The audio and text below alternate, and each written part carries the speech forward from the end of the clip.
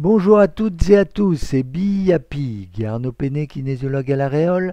Mon travail consiste à accompagner les personnes dans des moments clés de leur vie et à les guider vers un mieux-être. Aujourd'hui, nous allons parler de la composition d'une assiette idéale.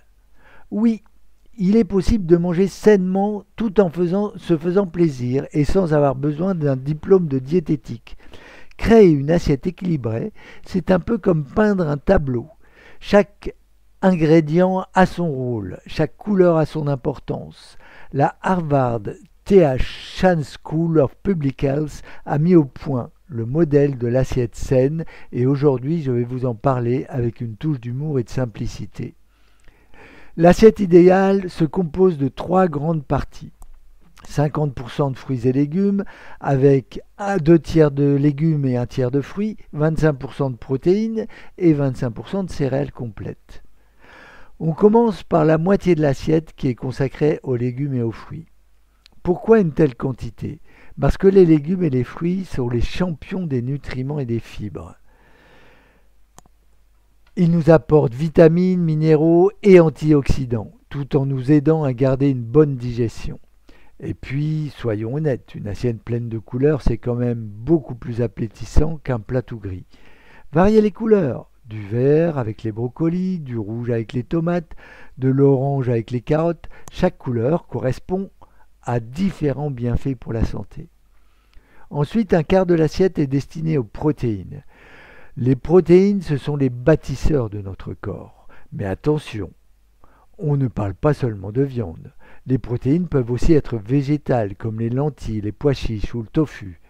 En variant les sources de protéines, vous ferez non seulement du bien à votre corps, mais aussi à la planète. Imaginez que chaque type de protéine est comme un musicien dans un orchestre. Seul, il joue bien, mais ensemble, il crée une symphonie harmonieuse pour votre santé. L'autre quart est réservé aux céréales, mais pas n'importe lesquelles. Optez pour des céréales complètes comme le riz brun, le quinoa. Ces aliments ont une meilleure teneur en fibres, ce qui vous aide à maintenir un niveau d'énergie stable tout au long de la journée. Fini les coups de pompe après le déjeuner. Les céréales complètes se digèrent plus lentement, évitant ainsi les pics de glycémie et leurs conséquences sur votre énergie. N'oublions pas les bonnes graisses. Pas question de les éviter, mais de les choisir intelligemment. L'huile d'olive, par exemple, est riche en acides gras monoinsaturés, qui sont bénéfiques pour votre cœur. Et que dire des oméga 3, ces acides gras qu'on retrouve dans le poisson gras, comme le saumon, mais aussi dans la graine de lin et les noix. Ils sont excellents pour le cœur, le cerveau, et même pour diminuer l'inflammation. Le gras, c'est un peu comme le sel dans une recette de gâteau, indispensable, mais à doser avec précision. Et enfin, n'oubliez pas l'eau. Pour accompagner ce chef-d'œuvre culinaire, rien de tel qu'un bon verre d'eau. On laisse de côté les sodas sucrés et les jus industriels qui n'apportent rien de bon à notre santé et on préfère l'eau, la seule et unique boisson qui hydrate notre corps sans lui nuire.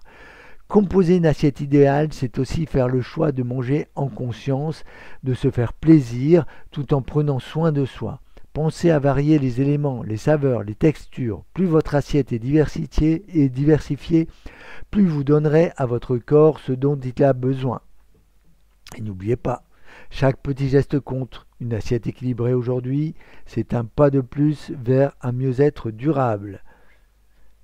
Et ensuite, n'hésitez pas à vous faire aider. Mon site labyrinthe-kinésiologie.fr et Biapi.